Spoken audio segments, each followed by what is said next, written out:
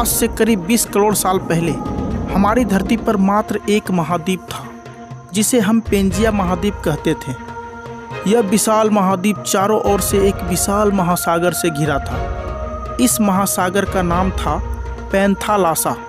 परंतु वर्तमान समय में हमारी पृथ्वी पर 7 महादेश हैं, जिसमें एशिया, अफ्रीका, उत्तरी अमेरिका, दक्षिणी अमेरिका, अंटार्कटिका, यूरोप और ऑस्ट्रेलिया है। वहीं इसी धरती पर 5 महासागर भी हैं, जिन्हें हम प्रशांत महासागर, अटलांटिक महासागर, हिंद महासागर, आर्कटिक महासागर और अंटार्कटिक महासागर के नाम से जानते हैं। लेकिन भौगोलिक रूप से अटलांटिक, प्रशांत, हिंद और आर्कटिक को ही महासागर माना जाता है। तो दोस्तों, आज के इस वीडियो में हम जानेंगे कि कैसे बना दुनिया का 7 महाद्वीप। सही में यार, यह बात तो ज़रूर जानना चाहिए कि आखिर ये सभी महाद्वीप पेंजिया से टूटकर अलग कैसे हो गए। तो वीडियो पर अंत तक बने रहना है और इसे ध्यान से समझना है। यूएस ज्योग्राफिकल सर्वे के अनुसार एक रिसर्च से पता चला है कि आज से 33 करोड़ साल पहले पृथ्वी पर जमीन का एक ही टुकड़ा था जिसका नाम था पेंजिया। इसके बाद 17 करोड़ साल पहले तक पेंजिया में अंदरूनी हलचल होती रही, लेकिन इतने समय तक यह एक ही बना रहा। यह अभी तक टूटा नहीं था।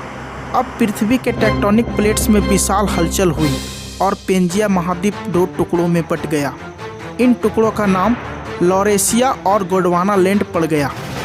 दोनों महाद्वीप के अलग होने के बाद बीच में एक पानी का भाग बच गया, जिस भाग को हम टेथिस सागर के नाम से जानते हैं। गोंडवाना और टेथिस सागर की थ्योरी 1907 से 1908 में ऑस्ट्रेलियन जियोलॉजिस्ट एडवर्ड स्विज ने दी थी। उन्हें भारत, अफ्रीका और दक्षिणी अमेरिका में एक जीवाश्म मिले थे।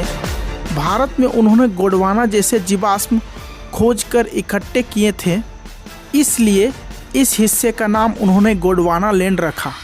भारत में गोंडवाना लैंड को मध्य प्रदेश, छत्तीसगढ़ और उड़ीसा के कुछ हिस्सों में माना जाता है। इसके बाद सन 1937 में दक्षिण अफ्रीकी भूवैज्ञानिक अलेक्जेंडर डिटाइट ने भी 2 हिस्सों में टूटने वाली थ्योरी दी थी, जबकि वर्तमान थ्योरी के अनुसार लॉरेशिया से टूटकर 3 महाद्वीप बने, उत्तरी अमेरिका, यूरोप और एशिया के कुछ हिस्से। वहीं जब गोंडवाना लैंड टूटा तो दक्षिणी अमेरिका, अफ्रीका, ऑस्ट्रेलिया, अंटार्कटिका और इंडियन टेक्टोनिक प्लेट्स अलग अलग हुए। इंडियन प्लेट अलग होकर यूरेशियन प्लेट की तरफ बढ़ी। यूरेशियन प्लेट मतलब जिस पर यूरोप और एशिया बसे थे। 5 करोड़ साल पहले इंडियन प्लेट इस यूरेशियन प्लेट में जाकर घुस गई। इंडियन प्लेट के टकराने से पहले यूरेशियन प्लेट के नीचे समुद्र था, जिस समुद्र का नाम टेथिस सागर था। जब इंडियन प्लेट यूरेशियन प्लेट में घुसी तो टकराने वाली जगह पर पहाड़ का निर्माण हो गया। हिमालय पर्वत के नाम से जानी जाती है। ये प्लेट आज भी यूरेशियन प्लेट में घुसती जा रही है।